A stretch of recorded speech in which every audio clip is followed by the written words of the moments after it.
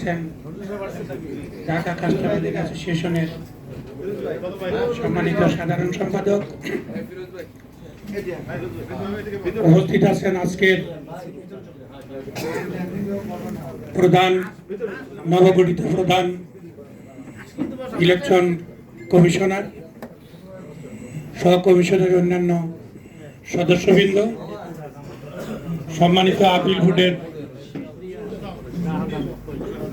প্রধান সহ অন্যান্য সদস্যবৃন্দ, বর্তমান কার্যকরী পরিষদের সম্মানিত সদস্যবৃন্দ, সাবেক সম্মানিত বিভিন্ন পর্যায়ের সদস্যবৃন্দ,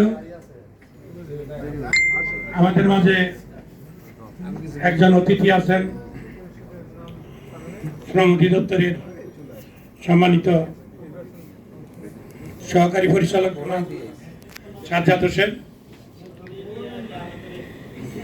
এবং আমরা যারা দাতা এবং গ্রহীতা সবারই একটি চমৎকার সুন্দর সমন্বয়।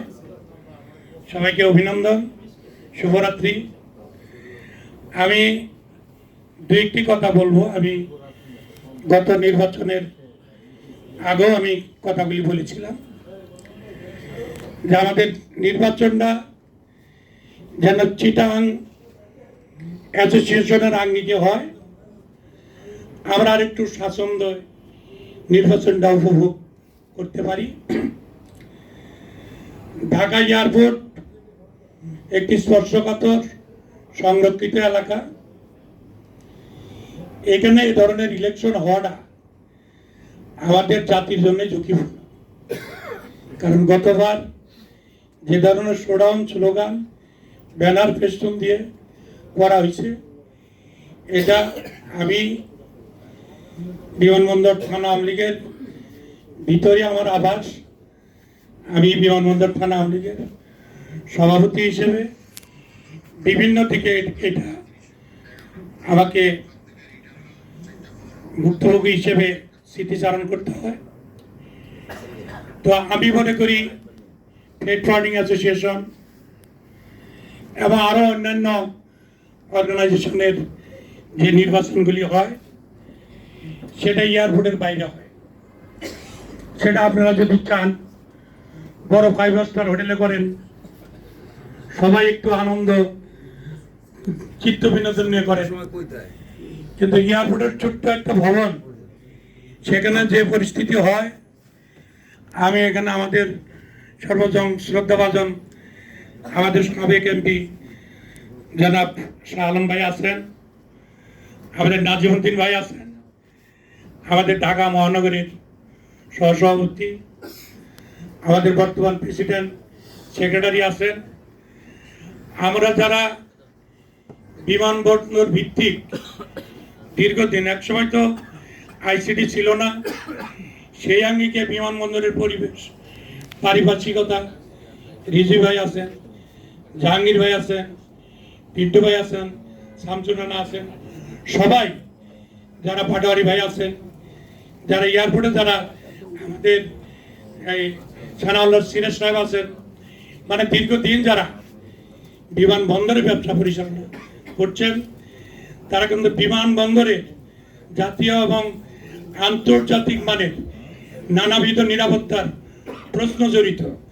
তো আমরা এই অ্যাসোসিয়েশনের নির্বাচনকে কেন্দ্র করে আমরা তো আমাদের জাতীয় লেভেলে, আন্তর্জাতিক লেভেলে বিমানবন্দর আবার নিরাপত্তাহীনতায় পশ্চিমা বিশ্ব প্লেন আসতে দিবে না, এরকম কিছু তো আমরা আবার ফেস করতে চাই না।